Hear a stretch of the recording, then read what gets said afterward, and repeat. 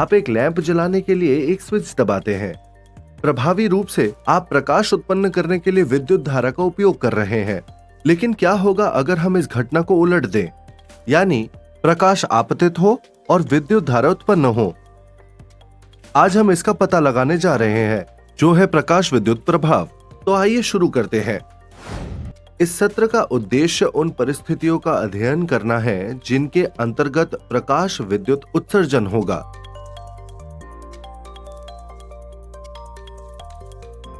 हम जानते हैं कि धातुओं में बहुसंख्य मुक्त इलेक्ट्रॉन होते हैं जो धातु के अंदर यादृच्छिक गति करते हैं। क्या हम उन्हें धातु के बाहर निकाल सकते हैं? हाँ, हमें ऊर्जा की आपूर्ति की आवश्यकता है। आइए विद्युत चुंबकीय विकिरण द्वारा धातु में ऊर्जा की आपूर्ति करें। क्या आप किसी इलेक्ट्रॉन को धातु की सतह से निकलते हुए देखते हैं? नहीं। इलेक्ट्रॉन क्यों नहीं निकले? शायद तीव्रता पर्याप्त नहीं है। हम प्रकाश की तीव्रता बढ़ाएंगे और देखेंगे कि क्या होता है। फिर भी धातु की सतह से कोई इलेक्ट्रॉन नहीं निकलता है। ठीक है, हम कुछ अलग करने की कोशिश करेंगे। आइए धीरे धीरे आपतित प्रकाश की आवृत्ति बढ़ाएं और देखें कि क्या इलेक्ट्रॉन धातु से निकल रहे हैं।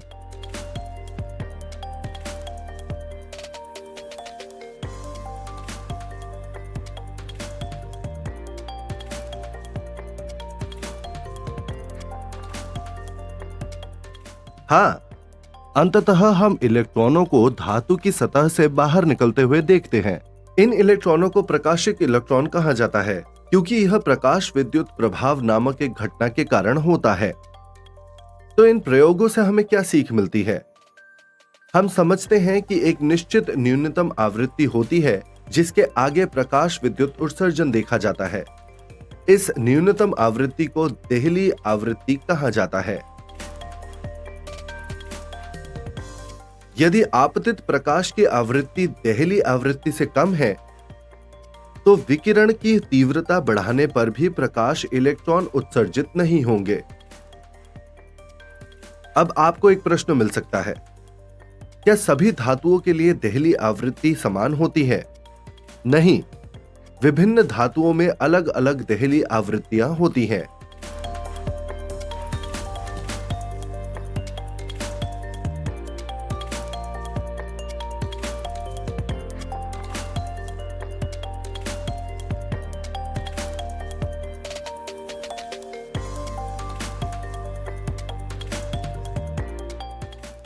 जैसा कि आप यहां देख सकते हैं, यहां दिखाए गए दो भिन्न धातुओं में अलग अलग देहली आवृत्तियां होती हैं। धातु 1 के लिए देहली आवृत्ति पीले प्रकाश की आवृत्ति के समीप है और धातु 2 के लिए यह नीले प्रकाश की आवृत्ति के समीप है। हम जानते हैं कि विकिरण की आवृत्ति तरंग दैर्ध्य के व्युक्त क्रमानुपाती होती है। इसीलिए न्यूनतम देहली आवृत्ति जो अधिकतम तरंग दैर्ध्य के संगत होती है, देहली तरंग दैर्ध्य कहलाती है। इसीलिए यदि आपतित विकिरण की तरंग दैर्ध्य देहली तरंग दैर्ध्य से अधिक है, तो कोई प्रकाश विद्युत उत्सर्जन संभव नहीं है। सारांश: एक निश्चित न्यूनतम आवृत्ति होती है जिसे देहली आवृत्ति कहा जाता है, जिसके आगे प्रकाश विद्युत उत्सर्जन संभव है।